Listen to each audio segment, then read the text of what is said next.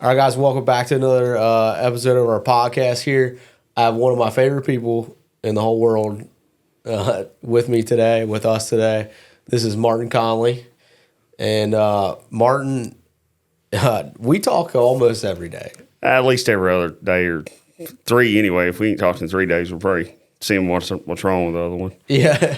So Martin is by trade a UPS driver. So if your packages are damaged up, just drop it out in the comments what UPS has done for you. I've been there a long time. I probably ain't the one damaging them. But I know who the guy is though. you can point you in the right direction. Yeah. So yeah, he's a professional UPS driver, but really he's a way better race car driver than he is a UPS driver. I'm sorry about that UPS, but I hope so. So if you've kind of been following along with us for a little bit, you probably don't know exactly what our radial background was. We raced a lot of radial stuff. We did it with this guy and a handful of others. He's one of the reasons we did what we did. Martin helped us really get our business off the ground. He probably won't like that I give him that much credit, but you did a lot for us early on. I just agreed with you a lot. You're a multi-time world champion. You've won a lot. We've been at a long time, so yeah, over the years you accumulate a lot. Yeah, well, you just won another championship. Or two. Won two. Yeah, you won two. So he just won NMCA and NMRA this year in Extreme Street. So that's quite the feat in itself, and that's not the first time that you've done. Is that the first time you've doubled up in 1 year? No, on this level, but in 2005, that was just me and my wife did it then. We won two. It was more local. It wasn't local to us, but it was a traveling. One of them was a Ohio Valley and then OSCA. In 2005, we won 2 championships then. How many championships have you won? Oh, man. I don't know. Not that many. 5, maybe 6. So, no, 6 or 7. Okay. Do you realize that most people spend a lifetime trying to win one race? That's what Dalton tells me all the time. And we get lucky a lot. I tell people that. And Eric Gash always talk about we get lucky because luck favors the prepared. And a lot of people think they're prepared, but they're really not. It's just like when you go in, I guess an analogy would be you go in and talk to a doctor and you think you got your stuff in a row, and you go in there and talk to them and he starts telling you all the stuff you never thought about. Yeah. So it's just what you see of just like, as prepared as you can be may not be as prepared as you need to be. Yeah. So we try and be, as prepared as we can. Well, and honestly, so just to give you a more of a picture of how good of a driver Martin is, there are people that have commented on our YouTube and compliment me as a driver. 90% of what I do well is because of Martin. Like when people think that we've been so there's two forms of thought. People think we've been at this a long time, and people think we've been at this a little bit of time. Well, the reality is the first time we ever really raced was, 5 years ago, maybe? 2019. So that was 5 years ago, I guess. So we entered 235, and that was our first time that we went and raced nationally. And I was a green driver, right? I had taken stuff down the racetrack, but not like, I knew how to stage a car, but I didn't really know how to stage a car. I didn't know how to position myself in the beams. I didn't know if this happens, what's a good way to fix that? And you taught me all that. And the next year we beat you. You did. Yes, you did. You took that championship away from us. You did take that away. I could have said 7 or 8, but you knocked it down to 6 or 7. You all earned that too. That is for sure. Most championships are earned. Nobody don't get it. I guess there's instances, but most championships are really earned. Yeah. Races are sometimes given to you for some reason or another, but you could argue that, but it's hard to get a championship really give to you. You have to earn that. Well, the longevity of it. That's right? What I mean. You have to have things go. You have to be consistently at it and just so focused on that and just stay the course. You can't take a break. Yeah. There's no breaks. really kind of think that. My wife says that too, that sets me apart from a lot of other people whenever so many times I've had people tell me I just need a break from this. And that really, I don't know that makes me mad, but I needed a break years ago. There's been hundreds of breaks that I needed that I couldn't take because if I took the break, that was whenever the ship sunk. Yeah. I'm always the one that can't take the break. Whenever I'm mentally exhausted and ready to kill everybody, I got to hold it together and keep going. Yeah, you got to keep going. Yeah, and you're one of the most talented race car drivers I've ever watched. It's actually, you would think that you can only do so much in a straight line, but I've watched you do things behind the wheel of a race car that other people can't even dream of, and it's very natural to you. You do it super fast. You do it without thinking, and you're people that watch No Prep think that there's fantastic drivers out there, which there are. There's some guys that are really, really good, but the way most people drive a car is not a very formulated thing. And to watch you drive a car, you think about it.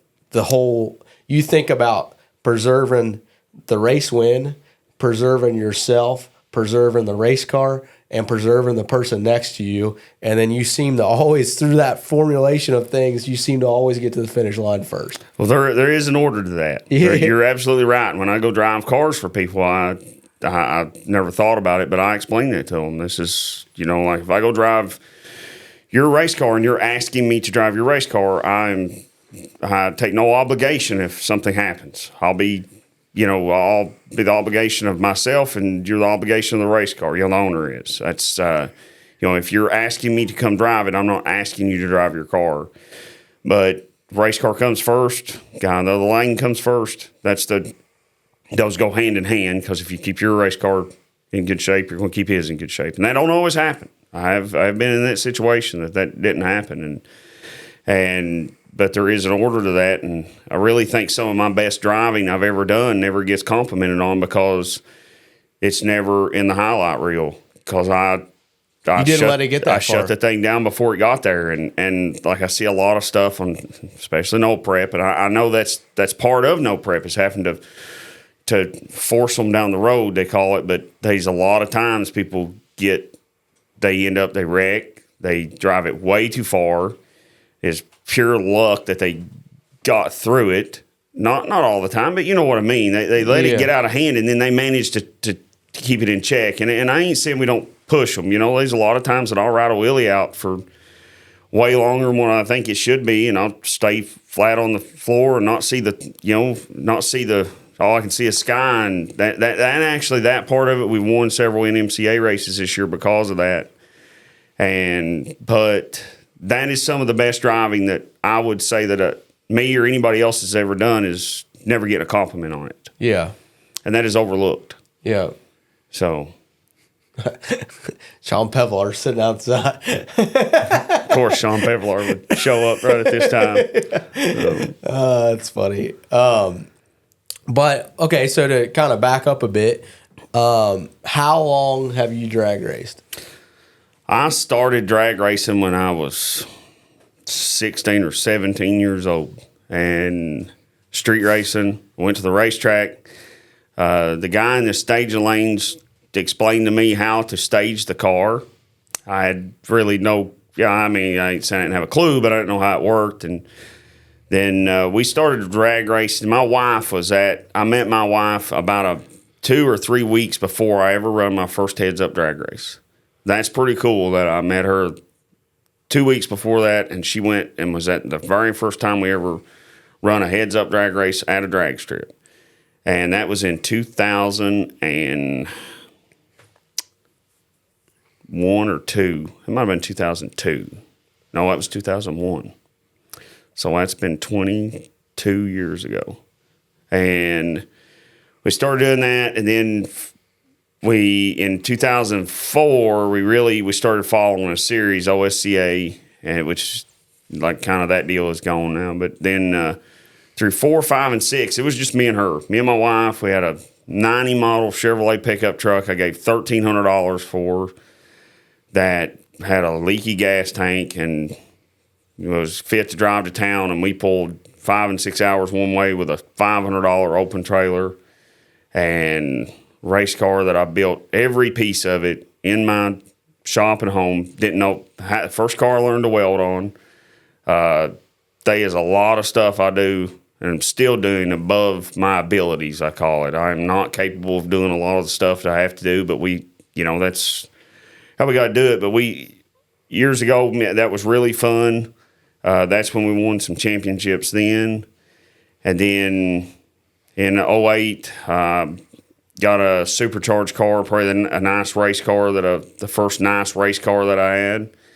It chucked the rods out of the thing in 20-some passes and wrecked it at Columbus. And that was bad. I'd lost the motor, lost the car, didn't really have the money to do what I was doing anyway, so we was out for a little, we bought our silver car in 2009, and me and Eric Mitchell teamed up then, and he drove it for 2 years, 9 and 10, and his engine in it. And then 2012, we started running X275, and that's when it really took off. It's when we went away from our local stuff and went to a national level. Went to the big pond. We went to the big pond, and then we had to learn really quickly. Yeah, and because you probably thought you were doing something locally, and then the first national event we went to, we won. Well, dang, and all right, whatever. We had never been down the racetrack on radials. In 2012, we went to Reynolds, Georgia, the Hell Nationals. It's called now. I don't know what it was called then, but it was like 108 degrees in the shade. I think they stopped for 4 hours because it was so hot. And we was used to run on real bad tracks. No, they wasn't bad, but they was local. And them guys we finally 13 passes we struck out before we got there, going down radials. Kevin Neal was helping us in, and we got it to go down one pass. When we got it to go down one pass, we went down every pass after that at that race. And we entered 2 classes, made it to the semis, the X275, and we got up to the line, and we had a fuel leak where we was trying to cool it. The first time I ever met John Sears was at that race, and we won what was then called Outlaw 275 or Outlaw X or something, and we ended up winning that race, and we had a good year from then on, and we've had a lot of rough years after that, but that's through the years that's got us to where we're at now. But that's where it really started, was 2012. That was the big year. That's when it kind of really clicked for you, and we started traveling then, and me and Eric, my wife, Dalton, Corey Brooks, and my boy, John Martin, every one of us went to every race. Really, really glad we got to do that. That'll be hard to ever rival that time in life, to be able to go and do that with those people. Yeah. So was that the same year you guys were kind of going toe-to-toe with the Brooders? Yes, it was. Yes, they actually walked up to us. It meant a lot to us. Like we was at Milan, Michigan, and they walked up to us. Nick and Rich did in the stage lanes and qualifying, and they said that was the year they was killing everybody. They was far ahead of everybody. And we was right on their heels, and they walked up to us in the stage lane and said, "We're Nick and Rich Bruder." First thing he said, "We hear you ain't scared of us." And I think Eric looked at them and said, "No, we sure ain't." And we wouldn't, we didn't know no better. Maybe we should have been. We wouldn't. And we had we had a pretty good back and forth year. We tore the motor up several times that fall. We just, nitrous life. Yeah, we was learning. What was your combo then? It's a big block Ford, 2012. That was the first year we went in a big block Ford in the silver car. And ironically, years later, it's got another one in it. It ain't ours. It's Terry Wilson's. Wasn't for him. We went in the race this year.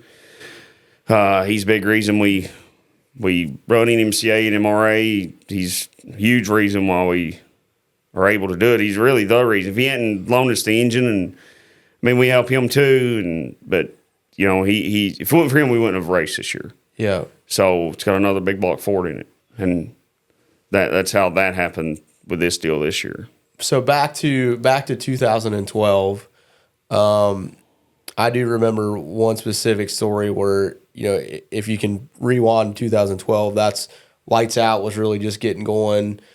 I think the radial stuff was probably the most popular thing going. So probably kind of where we're at right now with No Prep, right? Like it's one of the most popular things going. All the cool kids want to come, and they wanted a radial race at the time. And I remember you telling me about Duck being live or something about them talking about rules and people wanting to change stuff, and Eric called in or did something. No, that was me. They had a podcast, and they was on, I don't remember whose it was, but Duck was on there and was listening to it, and they started talking about X275, and Duck started telling the story that, Eric called him earlier that week, and Duck said, this guy calls me from Kentucky, and he said, this guy called me, and he said, we've been they had been talking about changing the rules for that race because the Breeders were so far ahead. And Eric called Duck and said, if you change the rules, I'm going to be mad. Said, I don't want you to change the rules on them. Said, we're coming for them, and we're going to outrun them, and we ain't scared, and we're coming. And if you change the rules, I'm going to be mad. I'm going to feel like you handicapped them. And said, don't do it because we can run with them. And he told that story on the podcast, and he's like, I thought somebody was calling to, like, here we go again. Somebody's going to be calling, belly aching about what I need to do. And he said, man, this guy tells me this, and I'm just blown away that he is telling me not to change the rules on a competitor's combo that may have an unfair advantage, that he wants to come and race them like they are.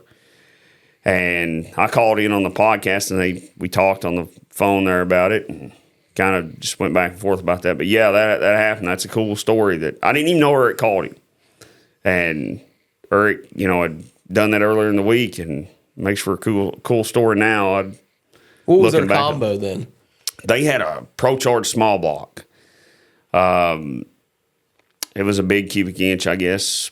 Back then it went 460s is what was going.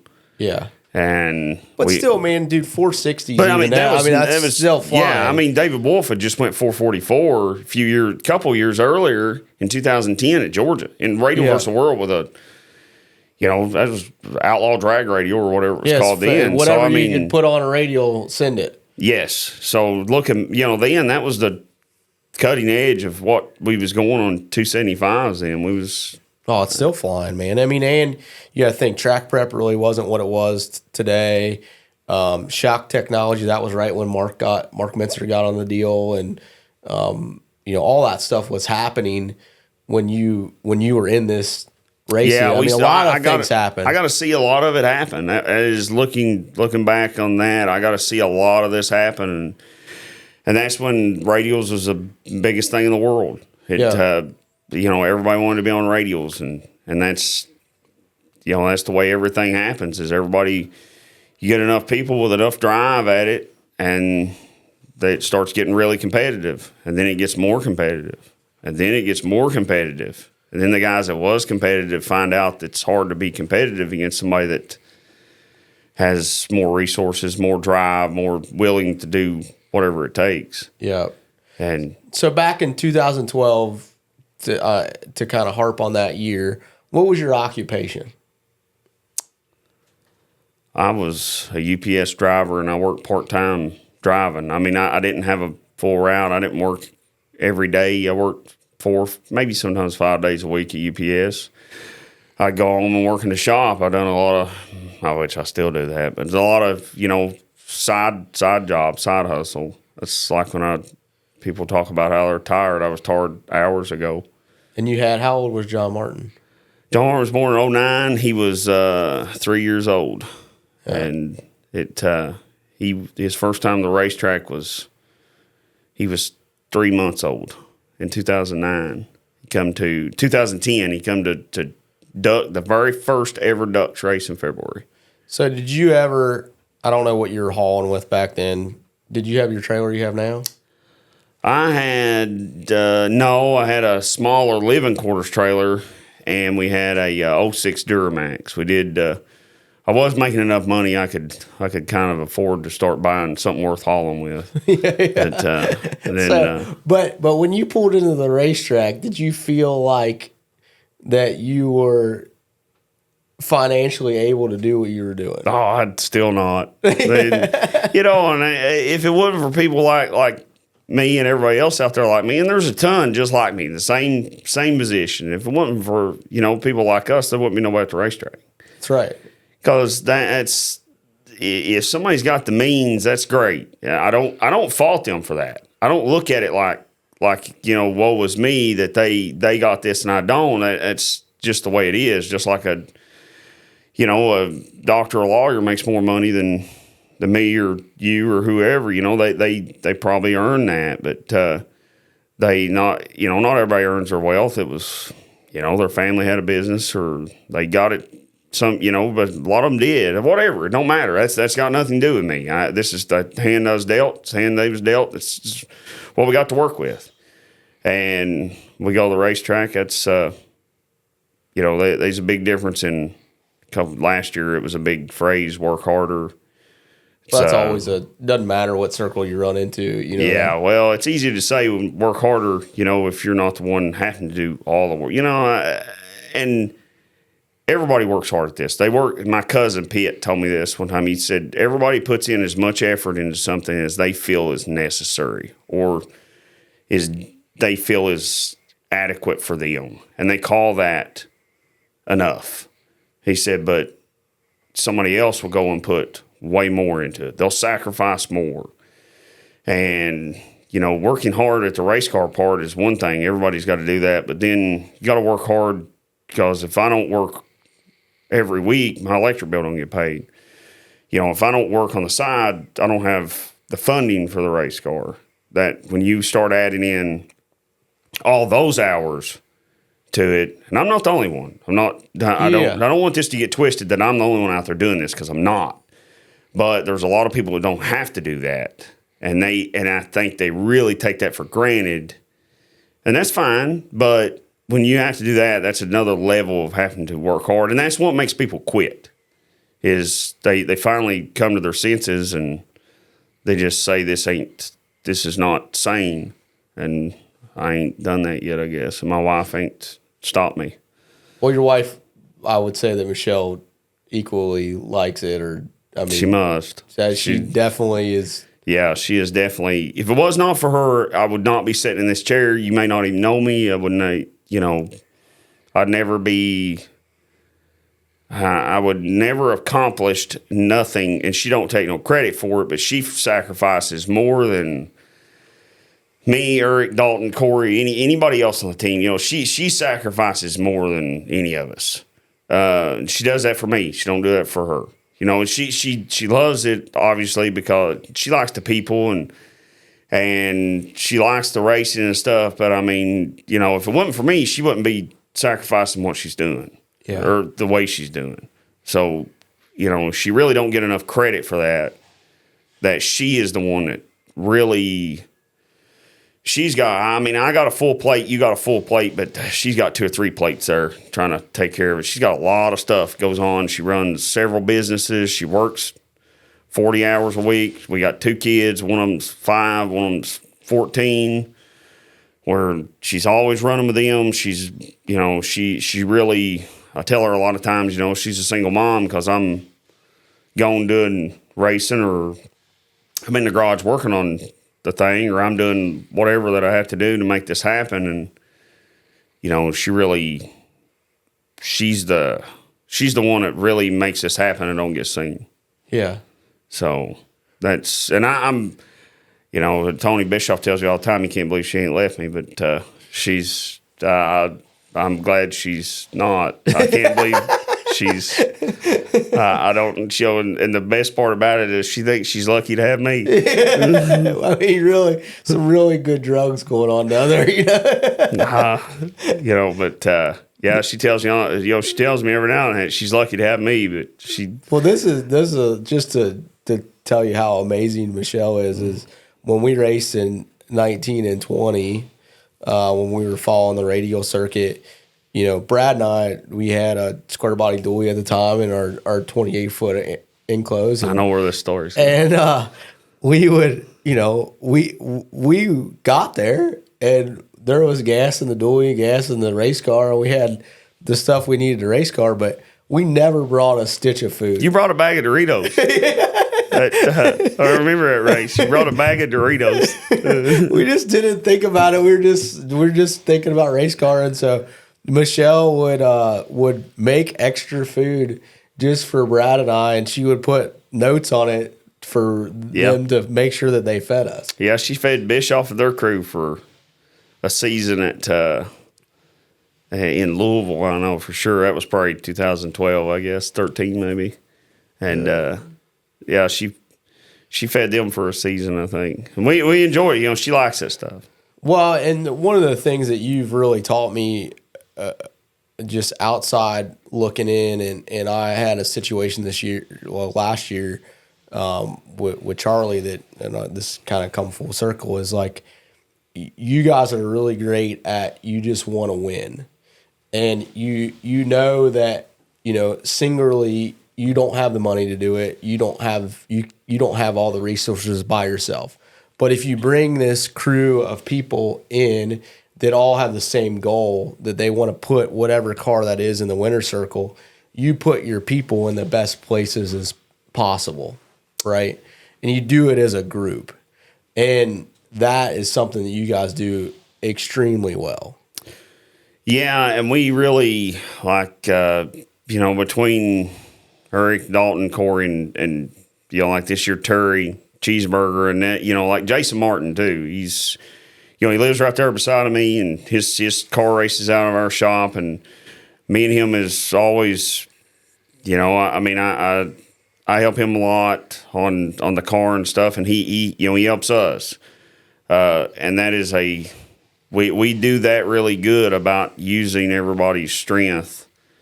Like when we're at the racetrack, like we know everybody in the team, like what their strength is. And if they, if we're working on something and it needs to be mechanically took apart and put back together, Corey's there. When he walks up, we get out of the way.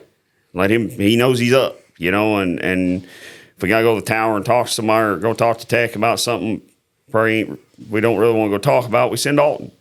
Dalton's, he can talk to people. You have to use everybody's strength to the full ability of what it is, would be the best way of putting that. And then, there's a lot of people, like you said, of a group of people that come together to help, like us, do this. And I only know our situation. I don't know a lot about your situation, but I know, with other teams like, Krusty out in Colorado, like people, they probably have no idea how much he helps their program. Almost every morning, me and him talk on the phone. Yeah. And it's always about ideas about, it leads, even if we ain't calling to talk about that, it leads to ideas about something with a race car. And that, he's like the lithium battery in my car. He sent me the lithium battery and charger this year. We wouldn't have a lithium battery charger, but Krusty, he got it and sent it to me. Never asked, never nothing. It just showed up.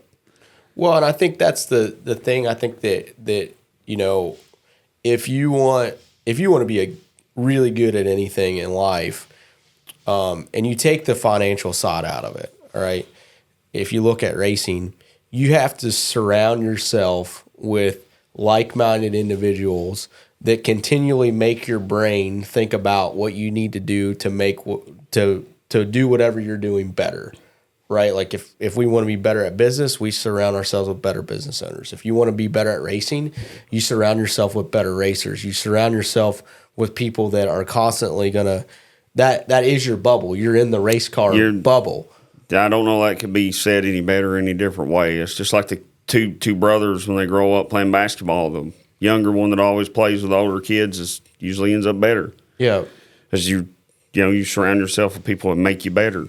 Yeah. And that's what it takes to do this at the level we're doing it. I guess I don't know. There's higher levels than what we're doing, but not really. There are, but like that's the thing with small tire drag racing. If you just take small tire drag racing as a whole, you have like Pro 275 or whatever, but like these are all kind of professional-ish level classes because if you're going to run a small tire car, where do you go that's higher? No, it doesn't exist. No, you're right. I just I don't want to sound like we're changing the world, but that's, I know what you mean. You're right. No, that is. This is about as good as, and then like Ultra Street, I mean, there's been, I don't know how many races that, less than a tenth separates the top 16 or maybe even 32 cars. Yeah. It's every round when we raced Ultra Street for a year and like, dude, it's on the tree, like you better be driving, man, or you're going to get left behind. That's, me and somebody had a conversation earlier about 2 numbers to the 330. And we was talking about, could you give up that 2 numbers if it go, some parts was talking about, I won't get in, it's not important, but would you give up 2 numbers to get it to go down the racetrack every time? And I was like, and I told them, like, I can't give up that 2 numbers. Yeah. Can't. And they're like, really? And I'm like, well, I got to looking back after so far into the season. I think, at least at some point in the season, every race we won, at least one round was decided by less than 200s. Several of them, thousandths, was thousandths of a second. And, but if it is that competitive now that you can't give up 2 numbers because you'll lose the race. It goes from winning the race to going out second or third round. Yeah, over 2 numbers. Yeah, over 2 numbers. We're not talking 2 of the big numbers. We're talking 2 200s. Yeah, 2 hundreds. And so, it is. That's pretty top level, I guess. It is. Well, and like I forget where we were at, but you were having trouble. You never have trouble with reaction time, but you were having trouble with reaction time. I think it was 2021 or something. We were running an MCA, but you were frustrated with yourself, and you said you were about to put somebody else in it and to drive it because you were frustrated. We have a lot of trouble with reaction time. It don't always look like that, but I could talk for an hour on the stuff that is overlooked in a race car on reaction time, driving and in the car. Well, and what a lot of time if we kind of go down the reaction time thing, what you taught me was like, it's not all, everybody always blames the driver. Absolutely. But it's not. Like, there's things that are put in place that, the way that a car's wired, the way that, there's a lot that actually goes into it. And, you just think you're slow off a button. You may not be. But and the whole thing with this is like, you are a really good driver, as we've already explained, but you were willing to step out of the car because you thought that there was a problem with yourself. And then fast forward to last year, I was having trouble driving Charlie, and I thought there was something wrong with me. Yes. And I was ready to put you in the car. And but you taught me that you have to have the humility to step out of what you think your role is if you want to win. If you think there's somebody better that can do it, then you have to be willing to do that if winning is the ultimate goal. And that's, we talk about that a lot of times too, and that's where our team, where everybody has really found their fit. Like a lot of teams and people feel like if they ain't the one in the seat, they're not a part of it, or they're not as big of a role in it, or whatever. But some people feel they got to be in that seat, and they will sacrifice the win to get to do that. But if your ultimate goal is to win, you have to be willing to either get better. We call it. We tell each other on the team sometimes your best isn't always good enough. You got to do better than your best. Yeah. Whatever your best is, you got to figure out how to do better. And I was never one to give out participation trophies. I'm not for it. I am for learning the hard way. And when we lose, we take it well, or they deserve it. I mean, I don't mean that at all, but you have to hate yourself for losing. People think me and my team, me and Eric, really, Dalton too. Dalton really, there was one race this year. Dalton really, it wasn't his fault, but he really feels like he should have said more or whatever, and we really are hard on ourselves. We don't have to be hard on each other because we're so hard on ourselves. Yeah. And that ain't everybody's cup of tea, but that's, if you want to win, that's the way you got to be. You got to hate it. Yeah. And you got to experience it to know how much you hate it. So, and we've experienced it a lot. So everybody has from time to time. They screwed up, but that's, like you said, you got to be willing to do whatever it takes. And sometimes that's what it is if you got to step back and, like you figured it out. It wasn't Charlie, it wasn't you, it was Charlie. We figured out the problem, and Brad did, but same difference. But well, and that kind of goes to that is like, I think if you see Charlie rolling the racetrack, or you see the silver car rolling the racetrack, or you see Dave and Cheese's car, or you see Terry's car, or whoever, that we all know, the thing that makes those cars so hard to beat is the legion of people that are behind them. And like when we decided to do no prep, last year, I think I went in with way more confidence than I probably should have, because I knew the amount of people that we knew that were like, I love the pictures of the cars on the starting line with all the people behind them, because I see all those people, but I actually don't see the people that are actually the ones that are there gambling. I see the legion of people. The army we have. The army. And we have. It's, like when we had drivability issues, Martin, you came to the track to watch it happen, and you're like, he's not crazy. Yeah, there was something wrong with it. Yeah, then that really led us down the road of there's something wrong, we got to find it. And then we kept pushing, and then Brad ended up finding it. Like it was a eureka moment of here it is, and he found it, and then it drove. There was nothing wrong with you, but you was willing to accept that there may be. Yeah, but there wasn't. And I told you, I said I don't. Once I seen it, I told you it wasn't you. So I knew that, and we found it. But yeah, it's you're right. You got to, and everybody's got to have their role of what to do. So what continually drives you to keep doing this? I've told you this before, and I tell my wife all the time. I wish I could quit. I wish I really. There's a lot of times I wish I could quit, but I love winning. I love, it's not all that. Just a big, hairy winning American. That's right. I love that feeling. I love eating cupcakes. And Cheese don't know what that means because he loves it too.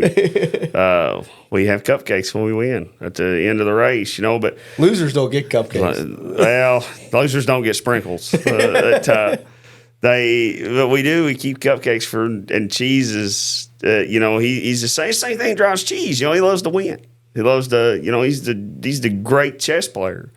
And me and Dalton, we talk every day about strategies.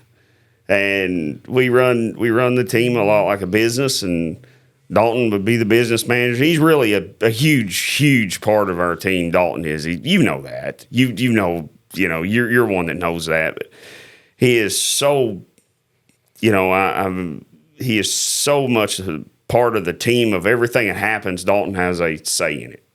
I don't like they've come to the racetrack and like officials or whoever will come. Somebody will come up to us at the racetrack and they'll ask me something. I'll be like, you have to talk to Dalton. No, you have to make that decision. And they're like, well, ain't this your car? I'm like, well, technically, yeah, but you need to go talk to Dalton about that, And he'll just make the decision, because that's what he does. It's like, it goes back to strengths of people. So that, but yeah, I love the people. I love the life. It's not, it drives me nuts when people call it a hobby. That's your hobby. No, it's not your hobby. They don't know. It's kind of funny, the people that live on the outside of this, how they have no idea. Like some people at work, they think we do this is kind of a weekend thing that you do, and you go and I make fun of a few of them and call them soft and stuff. They just have no idea what this takes. And I had one guy, he laughed at me, and I said, you just have no idea how hard this is to do. And he laughed, and he laughed. I realized he laughed because he just had no idea. He was completely ignorant to it. And that's why everybody quits. Not everybody, way more people have got divorced and quit because of racing than not. They just can't endure it. And I have some kind of, I don't know if it's a sickness or what, but I just keep enduring it. I keep enduring the pain, and we keep going back. So, okay. So like if you were, all right, you're, let's like wind back the wheels of time, and you're that new racer, and kind of put yourself maybe in the shoes of somebody that is a new racer in this current climate, right? You're like, you got excited about no prep, and then now you got excited about it like 3 years ago, and you kind of started to plan to put a car together, and now you look at it and you're like, man, I don't know about that. Like that is there a fix for that? Is there, or how did you handle that when you realized, man, this is going to be a lot more than what I thought it was going to be?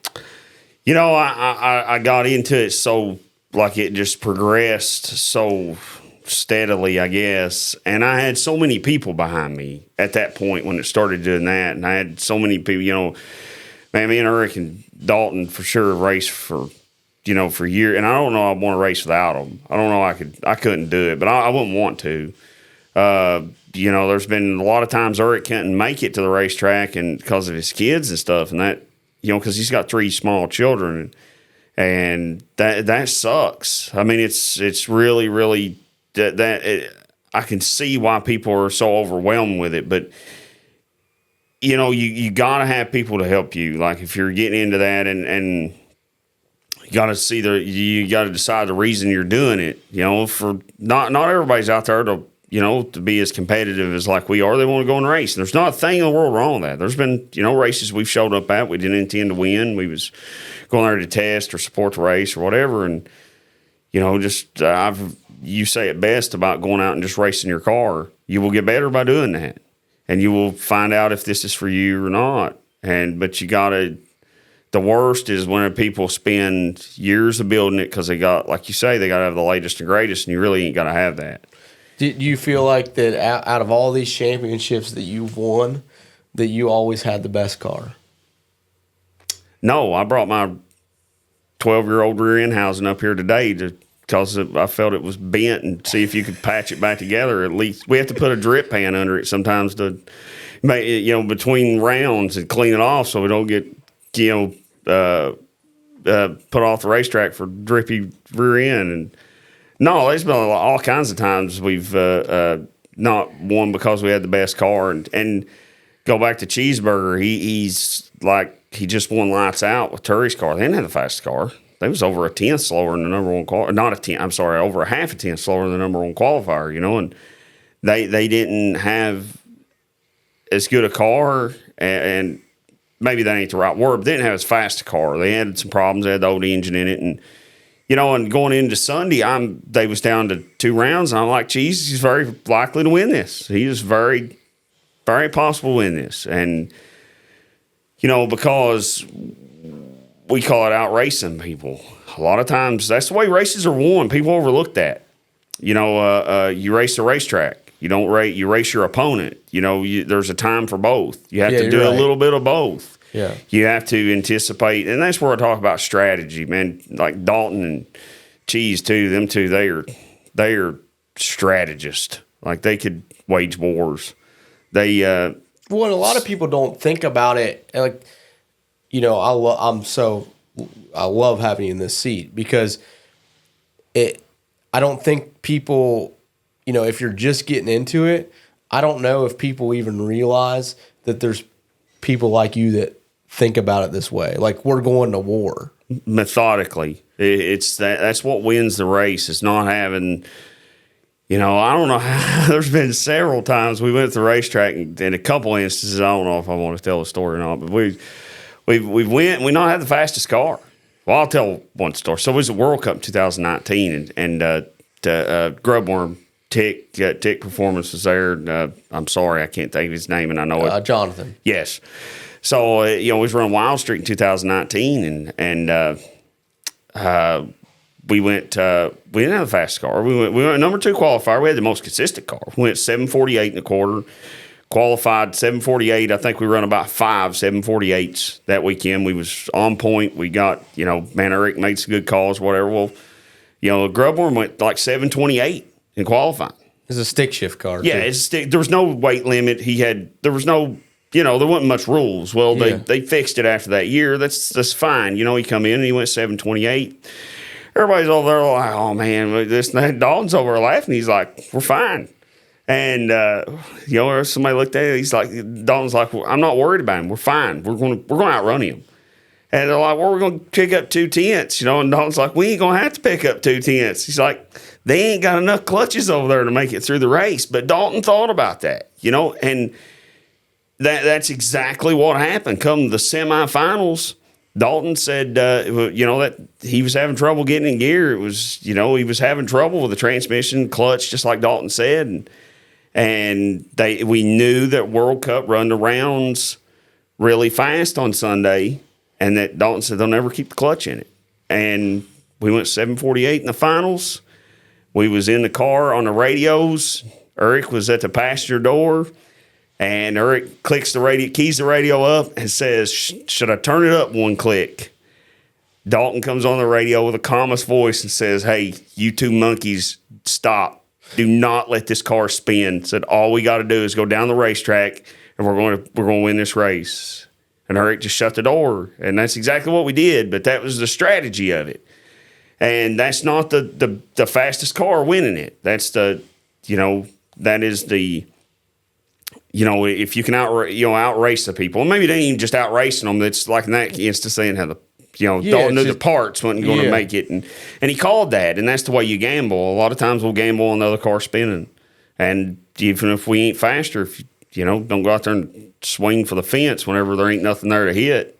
Well, and that's what a lot of times that race strategy, he says it like this: it's chess, not checkers, and a lot of people say that, but it. If you go up and you're racing a car that that there's no way you can put your fastest tune-up in it, and you're like, our fastest tune-up's not gonna beat his fastest tune-up. What do? You turn it down.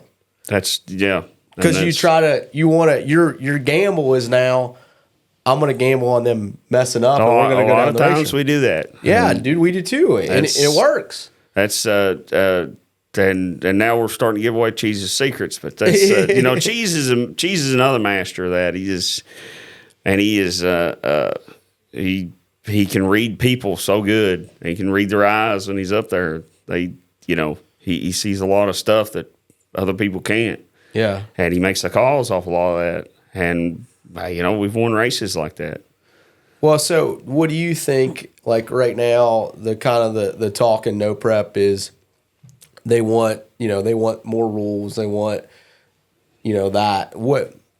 What's your opinion on, do the rules slow it down? Do rules, you think that's going to change who's winning? Do you think? No, it's not going to change who's winning. If they're winning, for years and years we went through that. And usually whenever you make rules, the ones that are behind get worse behind. Because they years ago they wanted to make us. What did they want to do? They wanted to do something about tires or something in a class, and it was more of a traction limited tire.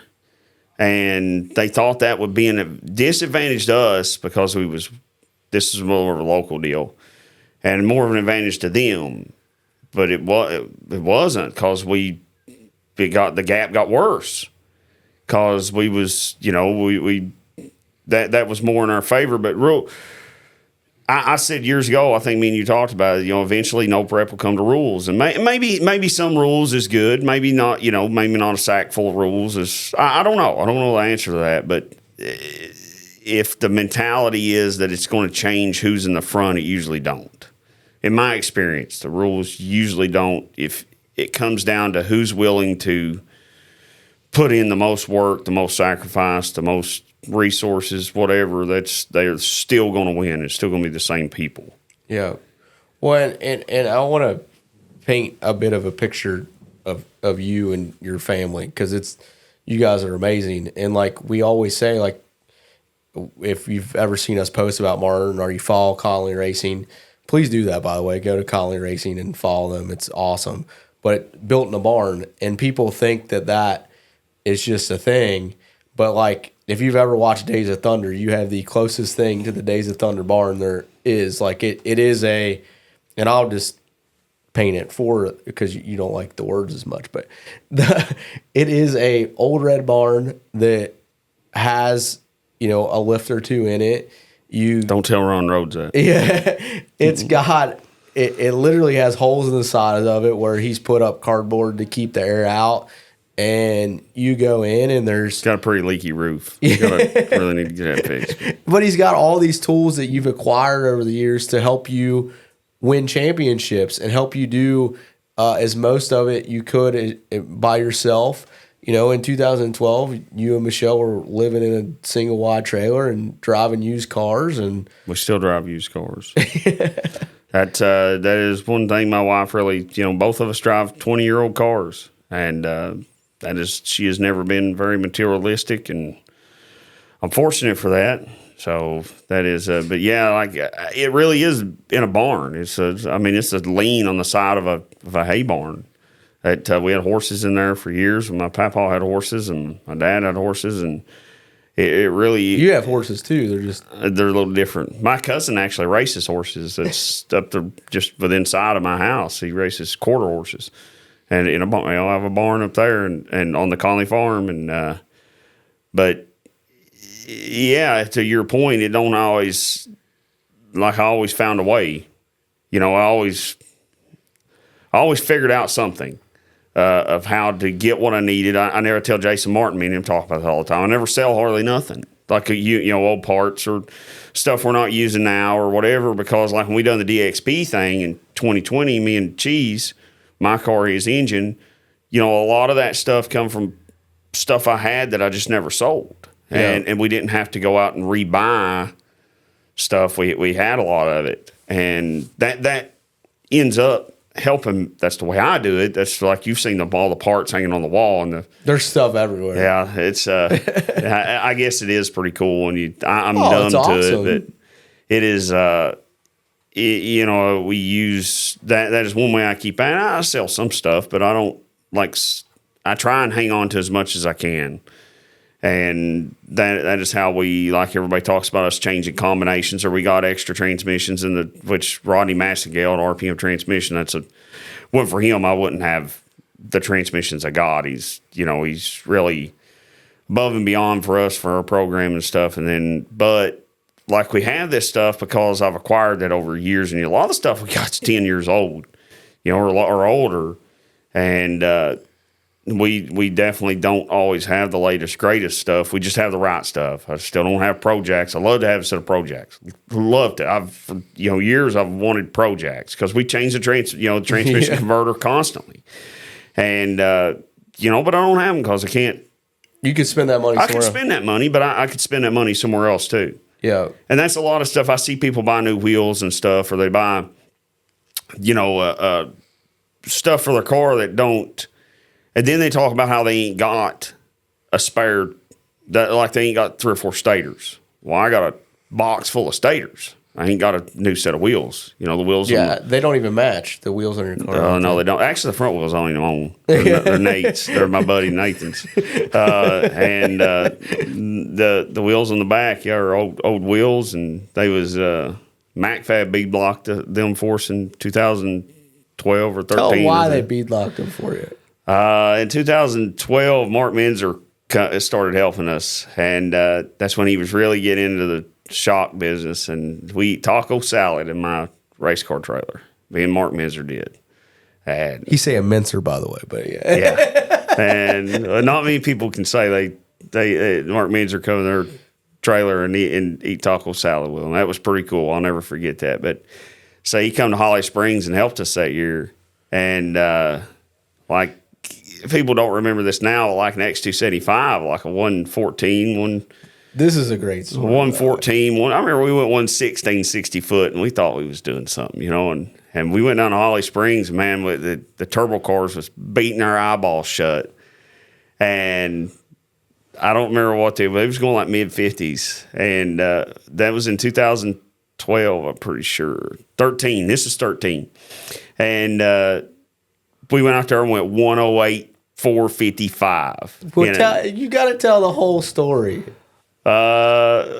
Well, when we went out there, we tried some stuff, and this is part of that. I don't even know if this is what you're talking about. Mark's like him and Eric come up with whatever they're going to put in it. They made some shock changes, weighed whatever we done. And I'm like, is this going to work, Mark? You think this is going to work? He's like, what do you mean is this going to work? Yes, this is going to work. You just get in there and stage this thing and let go of that button and just hang on. This thing is going to be awesome.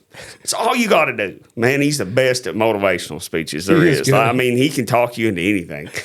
and I'm going up there, I get ready to stage this thing. I'm feeling like Superman. I let go of this button. I never felt anything like this in my life before. I've never been this fast. This sucker goes 108.6. A couple years ago, he still remembered the increments on the time slip. It goes, we go at 455, and Eric's doing cartwheels up there. Mark Minzer goes out and teabags the 60-foot cone. And, not many people can say that Mark Minzer's done that on their pass. And then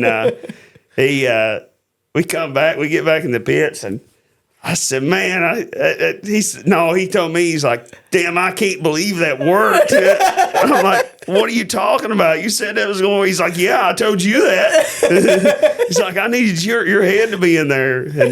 But we done it on rim screws. And it went 108 on rim screws and radials, which that's a no-no. You shouldn't do that. Shouldn't do that. But I didn't have the money to buy beadlocks. I mean, that was out of the question, and what we had was working, and Mark and Tommy at MacFab got them beadlock for us after that. And I think Mark or Tommy there might have said, well, we can't have you out there going 108 on rim screws. It's bad for business. And but you really do need, if you're going that fast, you need beadlocks. Yeah, you just didn't have the money for it. No, I didn't have the money. No, not at all. You really do, because we tried that since, and we have tore some tires on screws, and I did say tires and not tars. Yeah, that's really proud of you. It's funny that Pevlar rolled up to the win. I didn't know Sean was coming down today, but and I guess that would have been what year was DXP Street 2020. So the two people that are single-handedly responsible for ending a whole class are both in this building right now.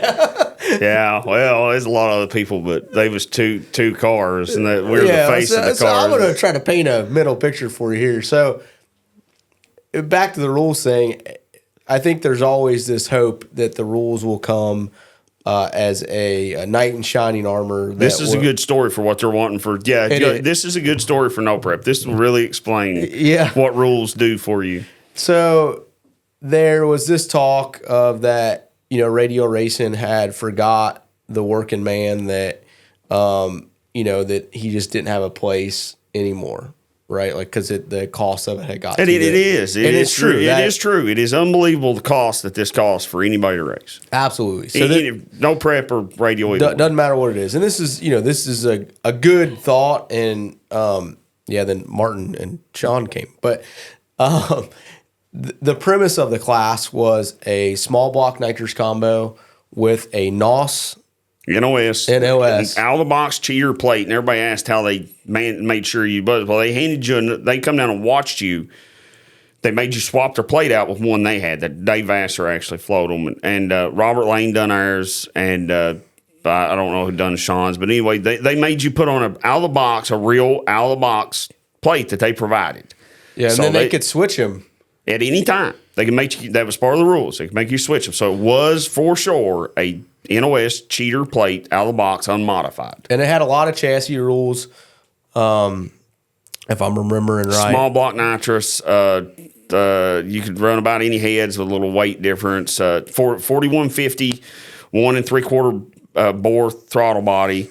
You had to have a automatic train, like a 400 or a 2-speed or whatever. It had to be carbureted. It had to be carbureted. It could not have coil and plug. It had to have a distributor and no wires running to the transmission besides a trans brake. Yeah. So no fancy dumps. No dumps. No lockups. No. There was several other rules, but that was the gist of it. Yeah, and Martin's car and Sean's car honestly was pretty similar. is, your car's a 25.5 car that you built yourself. In my barn. Mike Adams helped you. He updated it to 25.5, but it was a Wolf Racecraft 10-point cage that Eric Mitchell bought for a street car he had, and we bought the silver car, and he gave it to me. He said, here, just put that in the car, and it was put over top my pit, and the floor, it was dug in the 70s. And it's got factory torque boxes. The factory torque boxes. A lot of people don't believe that, but it does have the factory torque boxes. There's welded up, reinforced. It's mini tubbed, and the housing that you brought up to us today to just double check for you is a housing that Mike built. Yes. That started out as a stock out. It's a truck housing. It's a truck housing. It's a 9-inch housing. He did some great things to keep the geometry right. That's besides the point, but that's what this car is. And everyone said the buzz about this class was absolutely huge. And if you followed us for a little while, I actually did a motivational Monday on this story. But, they had a Facebook page. People were constantly on it. The sponsors came out of the woodwork. And you were probably a little bit interested in it even from the beginning. It was cool. I liked it. I liked the idea because that's really what we should be running, is something like that. That's and Duck started out telling people it was going to go 540s or 50s, I think was the first number.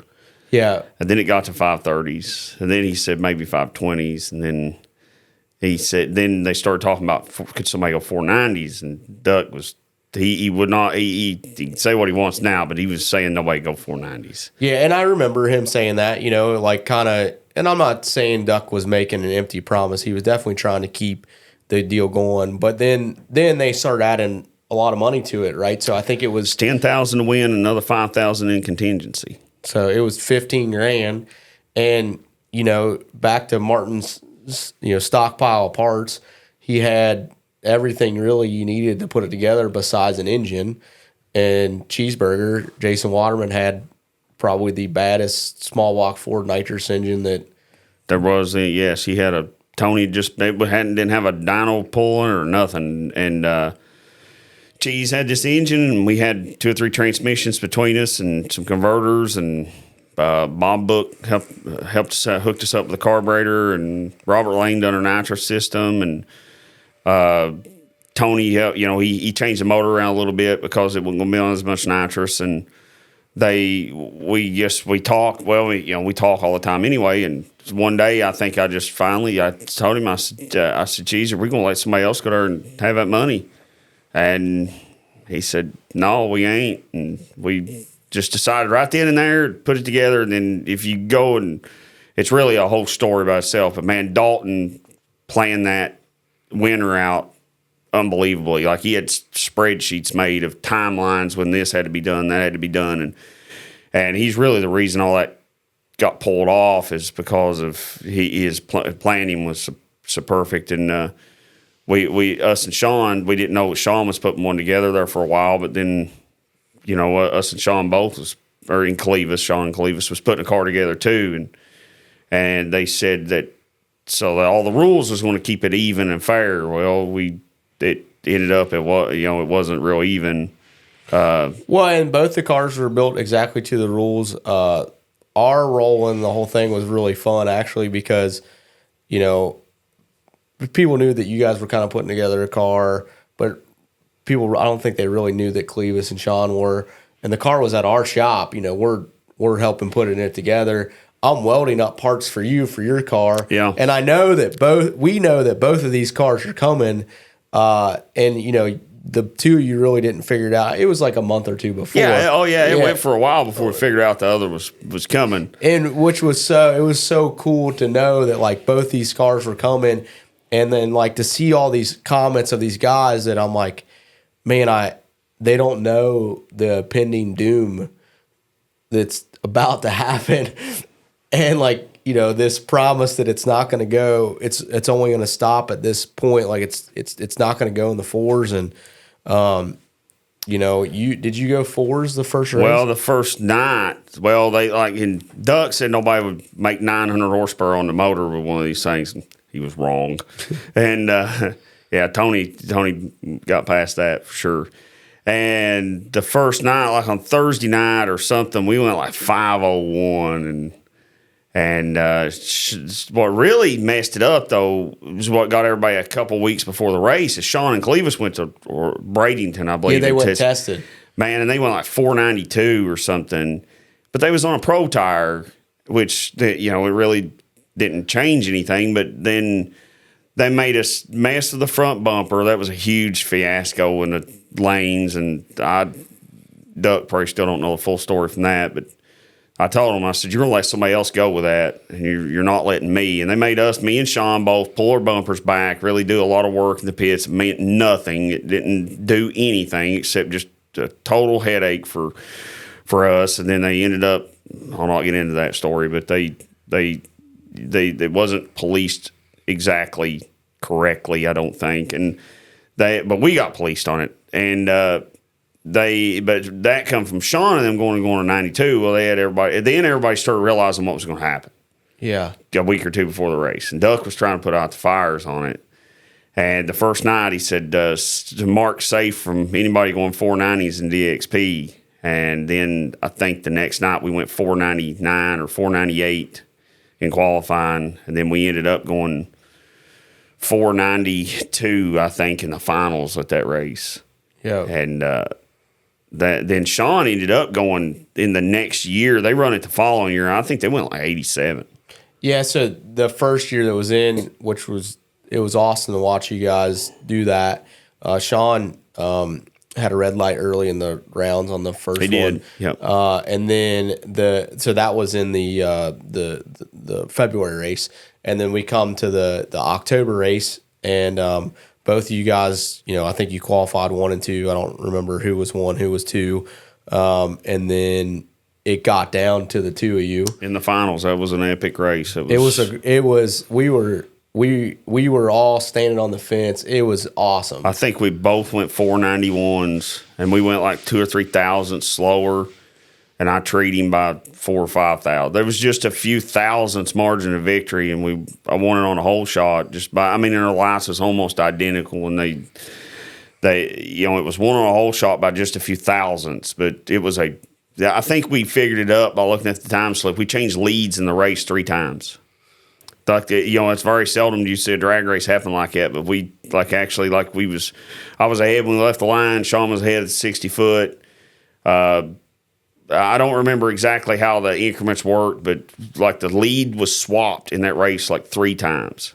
That's crazy. That's pretty cool. Usually it's once or twice, but 3 times is in a race like that. And be able to see it on the time slip. Yeah. So that's how we figured it out. But that was an epic race.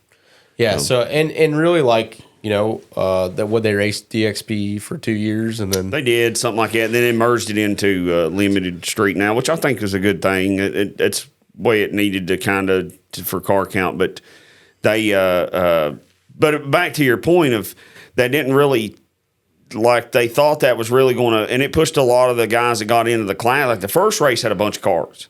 Yeah, it was like 30 or 40 cars, something like it was a lot of cars. And then after that, it dwindled off. And then the next year, just when because that was the pitch that this is going to bring back affordability to.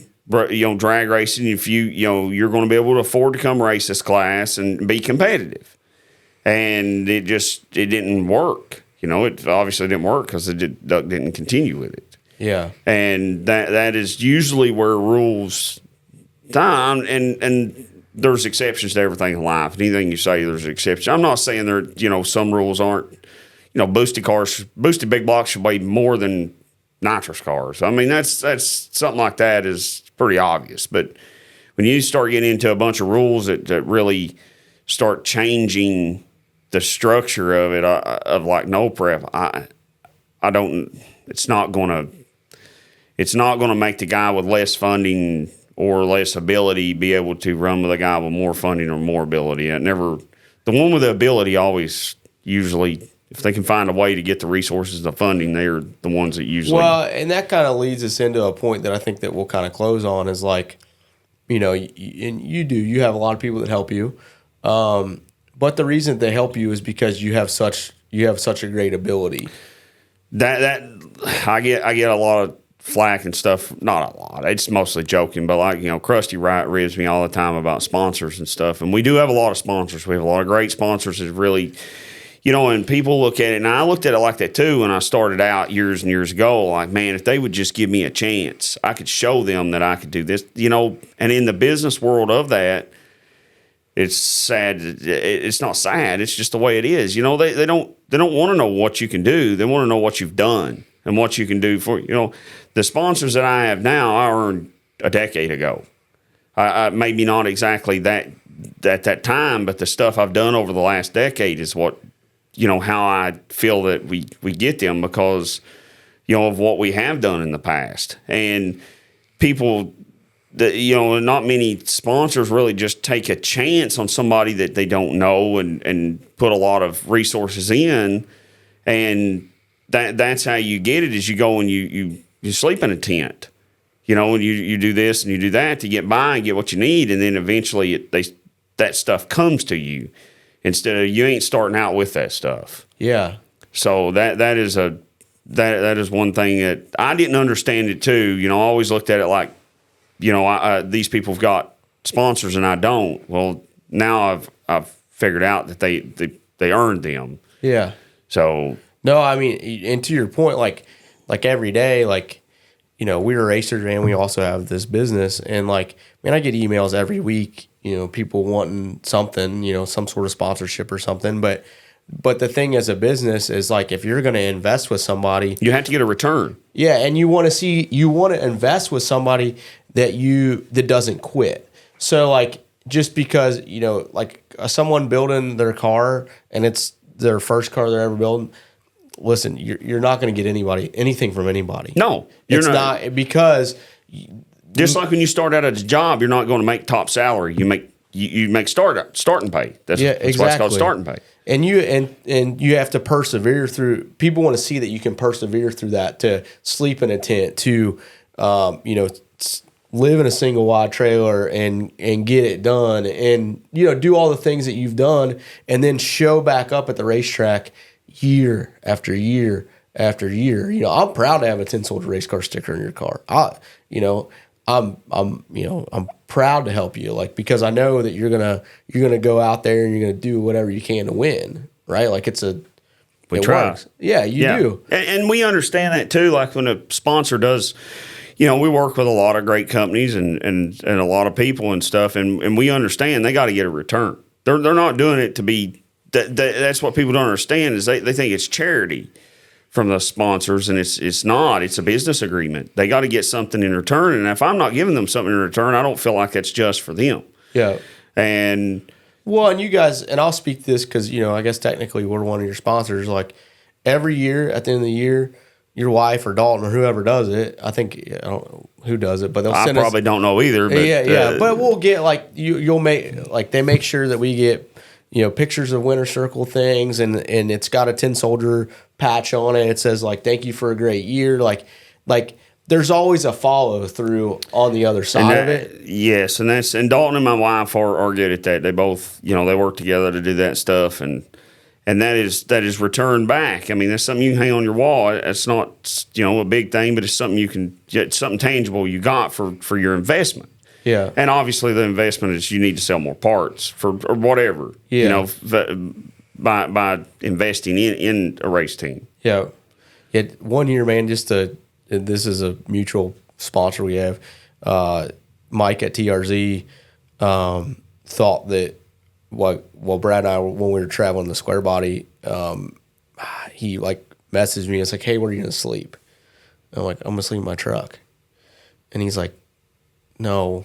I didn't even know this story. Yeah, he called. He wanted to pay. Yeah, Mike at TRZ is the best. Him and Todd both. And they wanted to make sure that we had a decent place to stay. Yeah, and that's the difference in a lot of people is he thought about that. He did. He's there's incredible people out there, and and to watch you persevere through the years and win all the things that you've won is awesome. To know that like you said, a lot of people do this, get divorced and this and that. Oh yeah, I mean that's stuff. I've seen all kinds Besides of all the money that we sent Michelle, I mean, other than that, I mean, she's still hanging on. Yeah. But to watch you guys do it as a family, you know, and you know, watching your boy get big now, your little girl, like, it's really cool, man. Like, and you're such an asset to the drag race community. You know, like when you come in, you bring the Southern hospitality with you. If somebody's hungry, they're going to eat. You know, like it is. It's a joy to go drag race. That's one of the things I've missed about. I'm not saying there is great people that we got to know at No Prep, but to leave our comfort zone of racing with you guys was tough. You know, to know that we're going to park next to the big trailer every time, and if we don't have it, Martin's probably going to have it somewhere stashed away in there. And if we forgot, that's the way I am with Terry now. Yeah. If we forgot our food, Michelle's probably going to feed us. You know? Terry ain't got no food, but Terry's got parts. We've had to become a lot more self-sufficient. You know. Well, you got to grow up sometime. Yeah, it's funny. So, do you got any closing thoughts, stuff that you haven't mentioned that you'd like to? No, not really. I ain't even paying no attention. I've just kind of been talking here, but this has been a great journey, and I'm really glad. Like we met. I wish we hadn't met under the circumstances we met under, but I'm glad we did, and I think we make Jack proud now. And we met at Jack's funeral. I mean, I know you know that, but everybody else don't know that. Yeah. And but I look back at, you know, everybody, the first thing they say when they talk to me about it, especially back home, you know, around home, is, man, I bet that costs a lot of money to do that. And, you know, it does, but I'm not going to be able to do this when I retire. If you think you're going to be able to do this and you retire and do it good, you're probably wrong. You may can, but you better have a lot of funding for help, because that you know, right now is when I can do it. I'm glad the life that I've done, the people I've met. I'd have never met Krusty, and if anybody ain't got a Krusty in their life, they are missing out. You know that they are. You know, I would have never met him and a lot of other people. You know, that have really changed my life and touched my life through knowing people, and they. You know, I'm so glad I went down this journey. As many times as I want to quit and wish that I hadn't have done this or done that, you know, I'll always keep that and the people that's with me. And man, I'll have some good stories in the retirement home, I guess, when I'm older.